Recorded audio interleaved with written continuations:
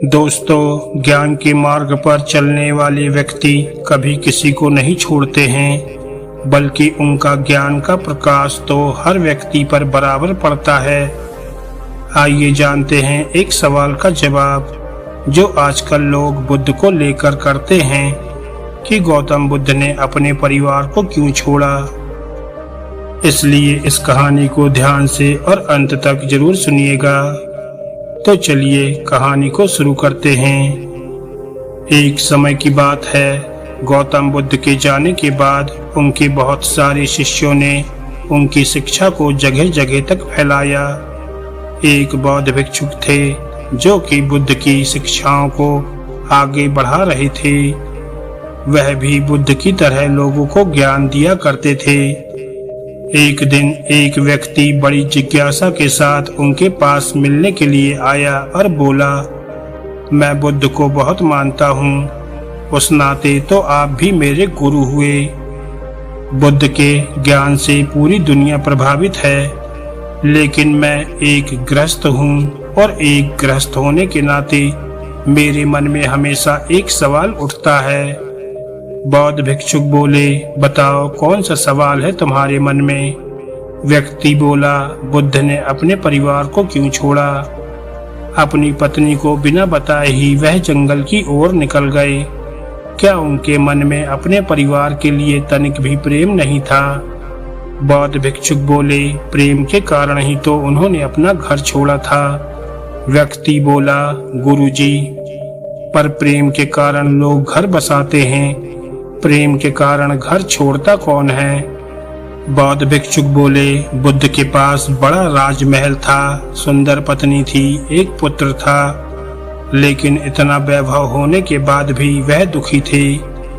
सुंदर पलंग में उनको नींद नहीं आती थी। प्रजा के दिए गए आदर सत्कार से उनका मन खुश नहीं होता था।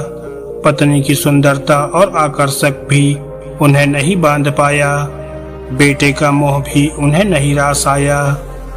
जिस वैभव और धन के लिए दुनिया पागल हो रही है, बुद्ध इस वैभव और धन को पाकर पागल हो रहे थे, क्योंकि उन्हें पता चल रहा था कि इन सबसे ऊपर भी कोई ऐसी चीज है जो उन्हें हमेशा के लिए आनंद दे सकती है, और वह था वैराग्य। व्यक्ति बोला, हाँ, ये तो बड़े आश्चर्य की बात है कि किसी मनुष्य को वैभव और धन से ही दुख होने लगे, लेकिन फिर भी नैतिकता तो यही कहती है कि उन्हें अपनी पत्नी और बेटे को नहीं छोड़ना चाहिए था।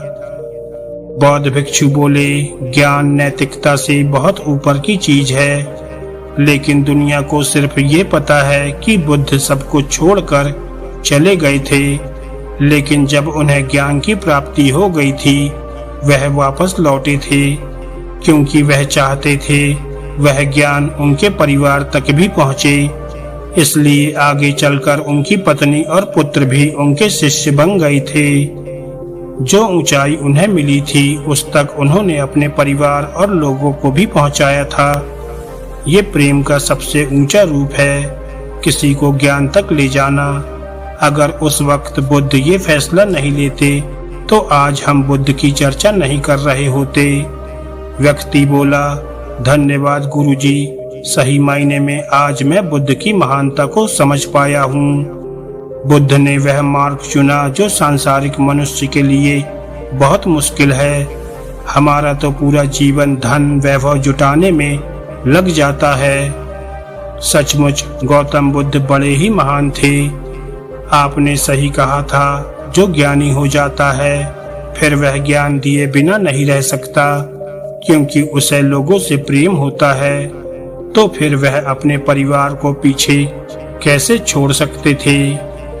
इस तरह उस व्यक्ति ने अपने प्रश्न का जवाब पा लिया और वहां से चला गया। दोस्तों, इस कहानी से हमें ये शिक्षा मिलती है कि हमें उस व्यक्ति को हमेशा सम्मान देना चाहिए जिसने हमें ज्ञान दिया।